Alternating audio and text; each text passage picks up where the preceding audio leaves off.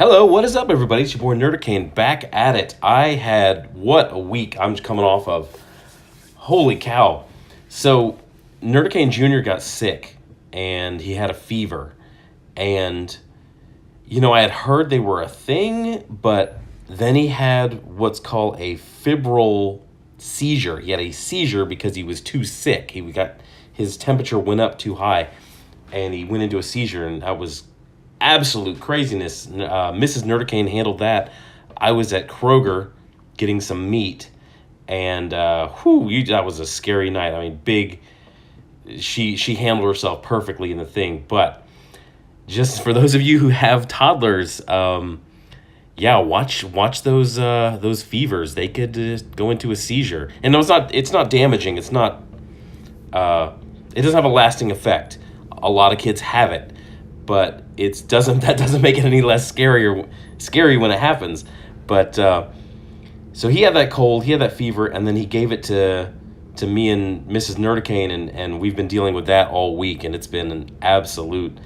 If you can hear my voice, if you've heard other videos of mine, you could tell my voice is a little different. I'm coming off of it, and I may have to do a few edits. I usually do all of my videos in one take, but I may have to do a couple video edits or sound edits, so I can get used to that. I can just get back into my normal rhythm. But another thing I found this weekend is another YouTuber named Young Rippa 59. This dude, man, his videos are fire. He is just straight spitting truth at you. Go check out his channel. As always, go check out Ethan Ainsworth's channel too. He's got some new stuff. I think he's back in school, so he may be slowing down on the vids. I'll be doing a podcast, his Marvel Knights podcast, with him again. We're going to be talking about Days of Future Past, so look for that in the future. But I want to get to the subject. Mark Russell, who was the writer who brought us the Flintstones comic for DC, which he turned political and targeted the 1% with Flintstones. Remember all those really good Flintstones episodes when you were a kid where they were talking about, the 1% and how Mr. Slate owned 90% of the wealth in Bedrock? Yeah. Oh, you don't remember those? No, because that's not what makes the Flintstones. That's not what made the Flintstones great. Now, it's a very interesting thing. You can go find it on YouTube. It's kind of a weird thing, considering we grew up with the Flintstones as like Saturday morning cartoon stuff. But if you go back in the 50s, there are cigarette ads that they ran on the Flintstones. The Flintstones, they animated it. The Flintstones are doing cigarette ads, and go back and find them. They're worth a watch. You'll be like, wow, things were different back then. So Mark Russell, he's also the writer who is currently jamming social justice into the Lone Ranger. Remember all those episodes of Lone Ranger where he dealt with social justice? Yeah. I mean, look how white this horse is in this picture. That's crazy. They must have dipped that horse in bleach, because that horse has never been outside. I can guarantee you that. This will be drawn by Richard Pace. Yes, that Richard Pace. This is your prototypical Twitter poisoned professional. He's drawing a comic. They're going to try to market it and sell it. Meanwhile, Richard Pace has spent the last year calling what I would say 70% of the comic buying audience Nazis and bigots and racists. So this one's going to go over really well. This is going to go over like a lead balloon. But they're doing Second Coming, which is about the second coming of Jesus, which is sort of an interesting concept. But once again, if you hand an interesting concept to a very narrow-minded person, they're going to have a very narrow-minded view on it, and it's not going to find its fulfillment. It's not going to be the best it could be, because you're handing it to somebody who has an agenda and wants to push that agenda through comics, as can be evidenced through previous comics that they've done in the last couple years. This is junior high edginess. This is I think that summed it up. This is junior high edginess. There's literally no backlash. There's literally no risk in doing this. You can, in 2018, you kind of realize I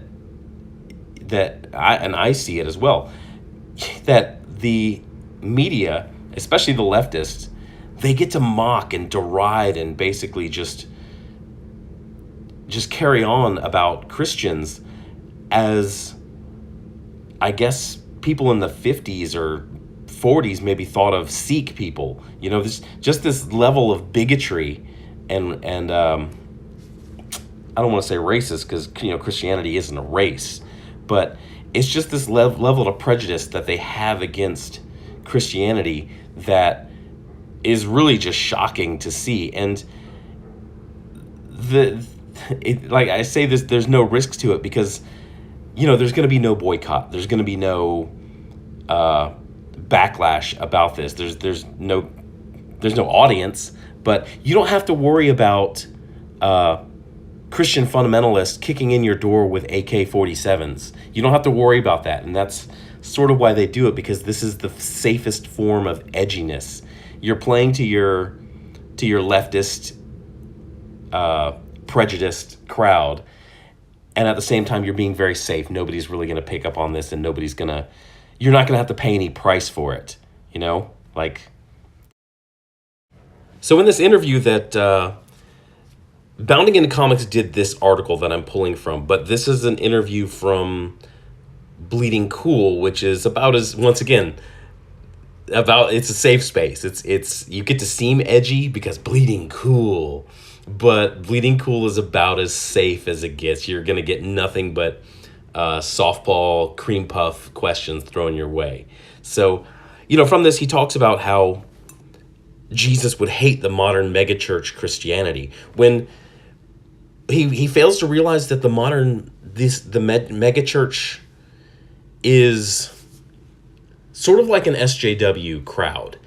It has the biggest optics, it has the biggest footprint, but it is not in any way, shape, or form the majority of the situation. Just like an SJW crowd makes the most noise, and they're very, very adamant, they're very, very loud, and you can get them together to march pretty much wherever you are, but their opinion isn't the majority opinion. The majority opinion is very sane and very rational and very centrist, whereas the people making the most noise are far left, are way far to the left.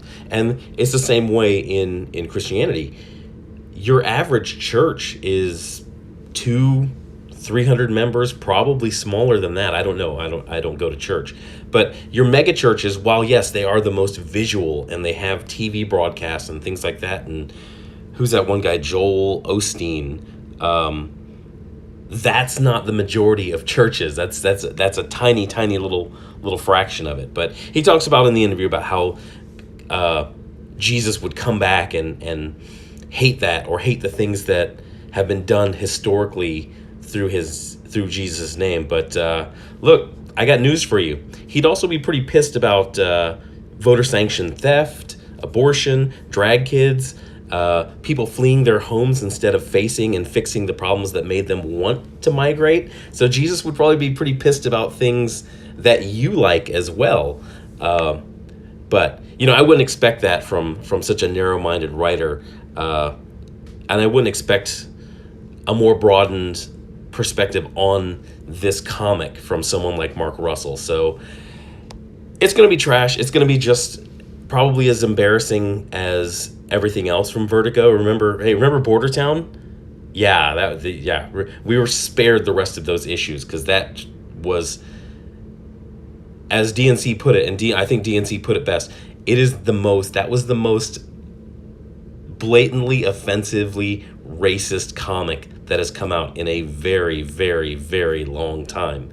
But yeah, it just goes right back into, this is typical Vertigo. But when Vertigo, you talk about Vertigo, you would talk about really good, really well-established writers doing things that they loved, and it came out. It was almost sort of like the Comicsgate movement of that era. It was creator driven. They were doing something that they loved, and they just happened to be able to do it on a big stage. But yeah, Vertigo is very different today. It's a dumpster fire. I may edit in a picture of a dumpster fire, or maybe I'll just go get Goddess Mode and get a picture of Goddess Mode, put it on there. But here's a plot twist. Any of you who have watched this to this point, you think I may be some sort of just angry because I'm a Christian, I'm a fundamentalist, and this offends me to my core. I got news for you. I'm an atheist. I'm coming at you from the angle of an atheist. I got no dog in this fight, but I can tell a bigoted opinion. I can tell a slanted, bigoted opinion when I see one. And I think that's what this book is going to be. It's going to get a lot of glad-handing press. Basically, everybody in the mainstream press of comics is going to say it's going to be great, groundbreaking, and innovative. And then it's going to just be so innovative that it sits on the shelves of the stores and helps them die. So if you own a comic book shop, I don't order more than 3, because this isn't going to sell. It's going to be just like the rest of Vertigo. But that's all I got. I'm Nerdican. I'm going to do a podcast later this week. Also, in good news, I'm getting a new computer at the end of the month. I'm going to get a Surface Book 2. So the production quality of my videos, I say that with air quotes around it, the quality is going to go up. I'm going to have a better studio to work with and a better equipment to work with, because the one I'm using now, the computer I'm doing now, damn, it's slow. But thanks for watching. Hit a like, hit a subscribe. I'm going to try to get back, now that I'm healthy again, to doing daily content. If there's anything you want to see, if anything you think I should review or talk about, let me know in the comments. You guys have a good day. New comic book day is coming up. Find something you like and love. Bye.